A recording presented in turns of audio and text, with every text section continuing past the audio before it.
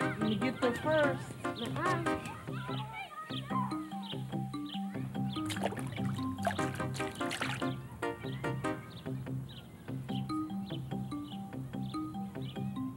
The story of California water use began a long time ago, long before we had swimming pools and hot showers, before we had cities and processing plants and acres of orchards.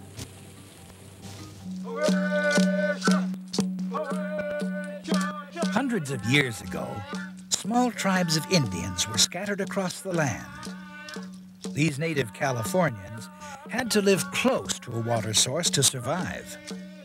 Planting and irrigating crops was done on a limited basis. Europeans came to California in 1542, but it wasn't until the late 1700s that they began moving water great distances.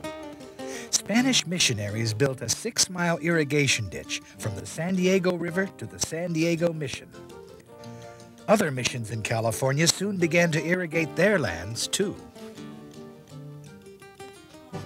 Rancheros, settlers, and farmers followed. They diverted streams, dug wells, and built dams to maintain water supplies during the dry season. In 1849, waves of gold miners poured into California. Flumes, water wheels, and aqueducts were soon scattered throughout the Sierra Nevada foothills. For a short time, the roar of hydraulic mining echoed across canyons, washing away entire mountainsides. Silt and debris were carried downstream, filling in river channels and causing more frequent flooding of valley lands. Farmers in the valleys had levees built to protect their lands, but the silting and the floods continued. Farmers and communities along the rivers were angry. They took the miners to court. 1884. The dumping of debris into streams and rivers was prohibited. For most hydraulic mining operations, it was the end of an era. California has always had cycles of wet years followed by years of drought. In the 1870s, a severe drought caused the death of thousands of sheep and cattle in Southern California and forced many ranchers out of business. In the early 1900s, another drought and a growing population spurred the city of Los Angeles to look outside of its basin and buy land and water rights in the Owens Valley, 250 miles away. Built amid controversy and violence, the Los Angeles Aqueduct is designed to carry water from the Owens Valley to the city of Los Angeles. Southern California continued to prosper, and they needed more water. In the 1930s, work began on the Colorado River Aqueduct, which brings water to much of Southern California, from the Los Angeles Basin to San Diego.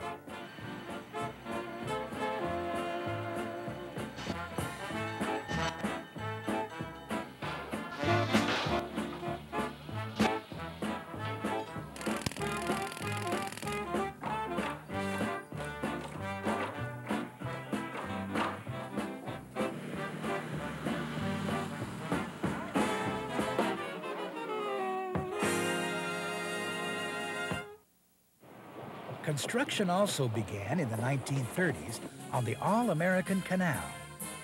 Colorado River water flows through the canal to the Imperial and Coachella valleys. Irrigated since the early 1900s, this land, once an arid desert, now supplies fresh produce to the entire nation. Up north, the city of San Francisco was thriving, and by the 1920s, needed additional water supplies. They built a dam on the Tuolumne River in Yosemite National Park. This controversial project flooded the scenic Hetch Hetchy Valley. Water from this reservoir flows through the Hetch Hetchy Aqueduct across the Central Valley to fill reservoirs in the Bay Area. East Bay cities also went outside their area for water supplies. and built a reservoir on the McCullamy River. The McCullamy Aqueduct runs from the reservoir through the Central Valley and the southern Sacramento-San Joaquin Delta. Many water projects were built because of groundwater overdraft. Hidden beneath the earth are areas where water collects, filling in the spaces between particles of soil and rocks. Since the 1800s, Californians have drilled wells to tap these groundwater aquifers scattered throughout the state. Rain, snowmelt, and streams replace what is pumped out. But there are areas where water is pumped out faster than it can be replaced by nature's cycle. This results in overdraft. The level of groundwater sinks out of reach of the pumps. One of the most dramatic effects of overdraft is subsidence. The sediment layer compresses and the surface of the land drops. Overdraft began occurring in the 1920s and 30s and continues in some areas today. Cities and farms rely on water from their groundwater basins. As the basins are depleted, they need to import water from distant areas. Before the 1920s, water development planning was usually done by local groups to solve local problems. As California grew, it became apparent that water development planning needed to be done on a statewide basis. Most of the rich agricultural land is located in the Central Valley. 2/3 of the people live in the comfortable but dry southern part of the state and the San Francisco Bay Area, while 2/3 of California's water supply is in the northern part of the state. Average precipitation across the state ranges from more than 80 inches a year to less than 5. Much of the water from the Cascades and Sierras drains into the Sacramento-San Joaquin Delta. Rain and snow are seasonal, drenching California in winter and spring, leaving it dry and parched in summer. These seasonal fluctuations, combined with cycles of drought or unusual wetness, make it difficult for California to have a water supply it can depend on all year, every year. In the early 1930s, the California Division of Water Resources developed a state water plan. The plan proposed building reservoirs to capture and store water for year-round use in the Sacramento and San Joaquin valleys. It was known as the Central Valley Project. But due to the Depression in the 30s, the state couldn't sell bonds to build the project. So the Federal Bureau of Reclamation built and operates the Central Valley Project. It supplies water to farms in the Sacramento and San Joaquin valleys and cities in the Bay Area. The Central Valley Project is a series of dams, reservoirs, canals, and pumping and power plants. Like most water projects in California, it's designed to capture excess water from winter's rain and snow, store it, then move it when and where it's needed. By 1960, California's population was over 15 million. Recognizing the growing need for water, the California legislature and the voters approved construction of the California State Water Project, to be built and operated by the California Department of Water Resources. This 600-mile-long project is one of the biggest water development programs ever attempted. It stores water in Lake Oroville on the Feather River and distributes it to farms and cities in the Feather River area. Water is also delivered to the San Francisco Bay Area, the San Joaquin Valley, and Southern California. In addition to supplying water, the State Water Project also provides flood control, generates power, replenishes groundwater, and creates opportunities for recreation. As the 1960s came to an end, the era of intensive dam and aqueduct building was slowing down. California's rapid population growth had, for the moment, slowed as well. Strong concerns were being raised about the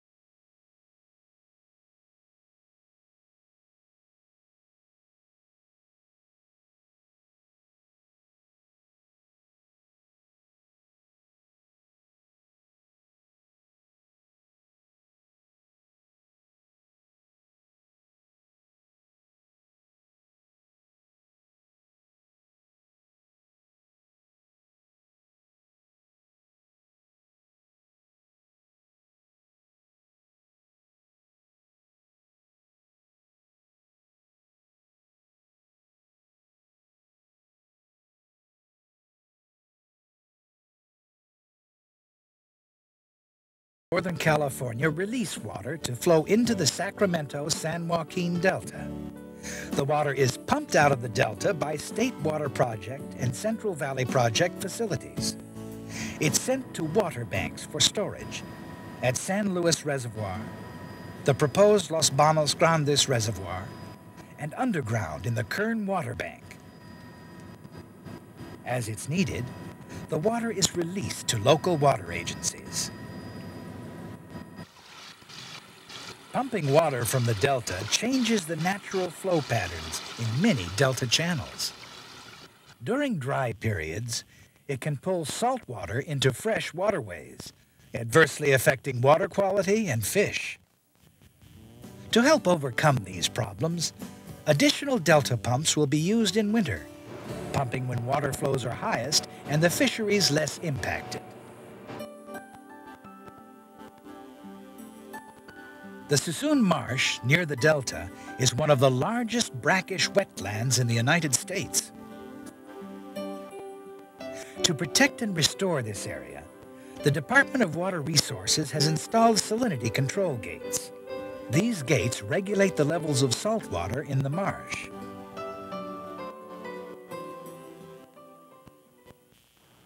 Years ago, it was assumed that water facilities could be developed indefinitely. But environmental concerns and increased construction costs have changed that assumption. We need to use the water we have as efficiently as possible. One method, water conservation.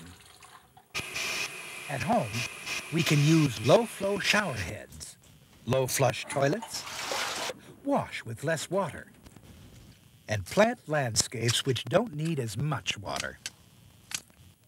Businesses and industries can save water too by planting water-efficient landscaping and reusing water. Agriculture can also conserve water by using a variety of techniques: drip irrigation and CIMMYS, the California Irrigation Management Information System, which estimates the amount of water used by plants each day. These estimates help farmers irrigate without wasting water. Another way to conserve water is to reuse it. Reclaimed municipal wastewater now irrigates landscapes, golf courses, crops, and is used in industrial cooling. Stretching out existing water supplies so they are used efficiently can be done by agreements between water agencies. Such agreements helped supply water to the Santa Barbara area during the 1991 drought. Another technique for using water efficiently also emerged during 1991: water marketing. It worked like this. Some growers agreed to take certain land out of production. The state bought the water that the farmers saved and sold it to cities and growers who needed it. There are other innovative methods for improving our water situation. We can actually add to state water supplies by cloud seeding when conditions are right, resulting in increased snow. Turning to the ocean as a source of drinking water, desalination, may be cost-effective for cities along the coast. In 1991, a new municipal desalination plant began operating on Catalina Island.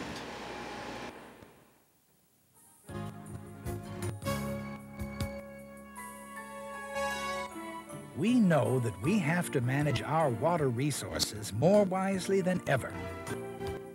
The state's water planners must balance population growth with protecting and improving habitat of fish and wildlife.